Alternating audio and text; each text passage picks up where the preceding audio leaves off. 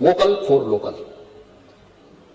यह हस्तशिल्पी, यहां का पैसा यहीं के हस्तशिल्पियों को प्राप्त हो, यहीं के कारीगरों को प्राप्त हो, समृद्धि के लिए आवश्यक है हम स्वदेशी को अपनाएं।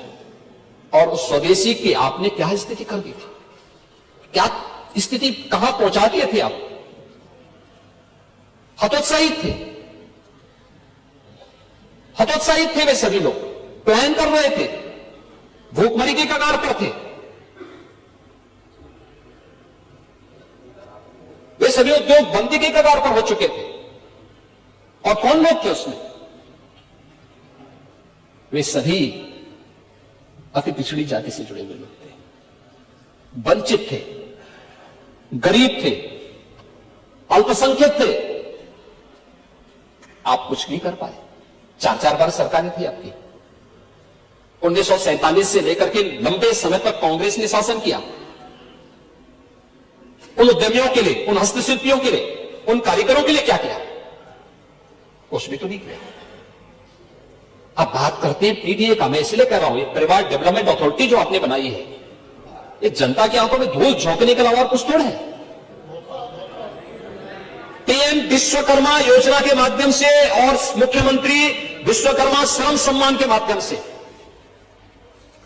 पिछले 8 वर्ष में गांव का मोची हो, गांव का धोबी हो, गांव का नाव हो, गांव का कारपेंटर हो, गांव का राजमिस्त्री हो, गांव का कुम्हार हो, गांव का कोई भी व्यक्ति हो, उसके एक निश्चित ट्रेनिंग, टूल किट बैंक से लिंक करना और उसको फिर से स्वावलंबन के पथ पर अग्रसर करने का काम एक डबल इंजन की सरकार ने किया है और इस पर लगातार कार्य कर रही है। हमने बांटा तो नहीं।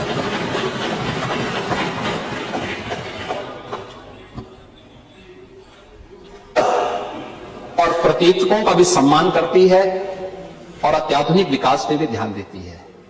ये सपना आपका सपना ही रहेगा। मुझे, आपका नाम आता प्रसाद पांडे है, लेकिन मैं पंडित श्यामनारायण पांडे की पंक्तियों को मैं पढ़ूंगा आपके सामने। उन्होंने कहा था, यूपी की जो विरासत है ना, यूपी की विरासत पर हर व्यक्ति नहीं बैठ सकता है, हर व्यक्ति नहीं पा सकता है। और उन्होंने कहा था कि ये महाकाल का आसन है, इस पर न किसी का शासन है। नित्य सिसक रहा कमलासन है, यह सिंहासन सिंहासन है। यह सम्मानित अधिराजों से, अर्चित है राज समाजों से, इसके पदरज पोछे जाते भूपों के सिर के ताजों से। इसकी रक्षा के लिए भी कुर्बानी पर कुर्बानी है, राणा तो इसकी रक्षा करे, सिंहासन स्वाभिमानी है। ये विरासत, ये वही विरासत है जो काशी में देखने को मिल रही है। आपको पीड़ा है, मैं जानता हूं। जो अयोध्या में देखने को मिल रही है, आपको पीड़ा है, मैं जानता हूं। जो मां विंध्यवासिनी धाम में देखने को मिल रही है, आपको इससे भी पीड़ा होगी। जो चित्रकूट में देखने को मिल रहा है, आपको इससे भी पीड़ा होगी। क्योंकि ये मथुरा वृंदावन की भी चर्चा नहीं करेंगे, क्योंकि ये तो पहले 16 में ही बोल चुके थे कि हम लोग दुर्योधन का स्मारक बनाएंगे।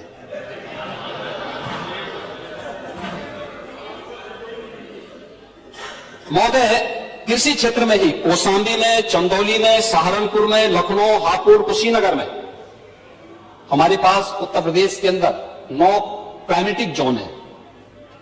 इन सब में हमारे पास 89 यानी 89 कृषि विज्ञान केंद्र हैं। कृषि विज्ञान केंद्र में हर एक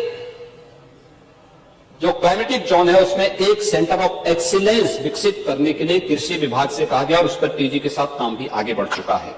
और कुशीनगर में महात्मा बुद्ध के नाम पर ही कृषि और प्रौद्योगिकी विश्वविद्यालय के निर्माण कार्य को आगे बढ़ा चुके हैं।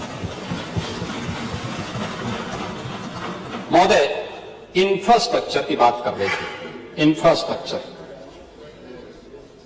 मुझे आश्चर्य हो रहा था, यहां पे इनके एक सदस्य बोल रहे थे कि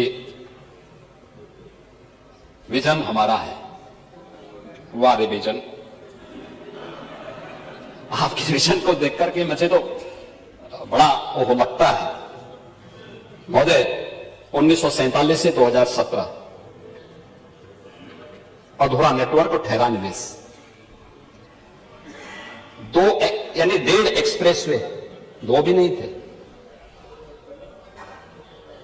और नेशनल हाईवे की जो नेटवर्किंग थी वह भी 12,000 से कम थी। 2 एयरपोर्ट पूरी तरह क्रियाशील थे, 2 आंशिक। औद्योगिक इससे कनेक्टिविटी की विस्तार की कोई भी नीति नहीं थी। और 2017 से 25 के बीच जल की भी, थल की भी और नभ की भी बेहतरीन कनेक्टिविटी। आज आप देख सकते हैं प्रदेश के अंदर हम लोग 22 एक्सप्रेस वे पे काम कर रहे हैं। आपके जो सज्जन बोल रहे थे कि सबसे बड़ा एक्सप्रेसवे देश का गंगा एक्सप्रेसवे बनने जा रहा है। गंगा एक्सप्रेसवे मेरठ से प्रयागराज के बीच। और वे सदस्य मेरठ से ही आते हैं। उनको मेरठ की विरासत पर भी, भारत माता के महान सपूत, महान क्रांतिकारी धन सिंह कोतवाल की विरासत पर भी गौरव की अनुभूति नहीं है।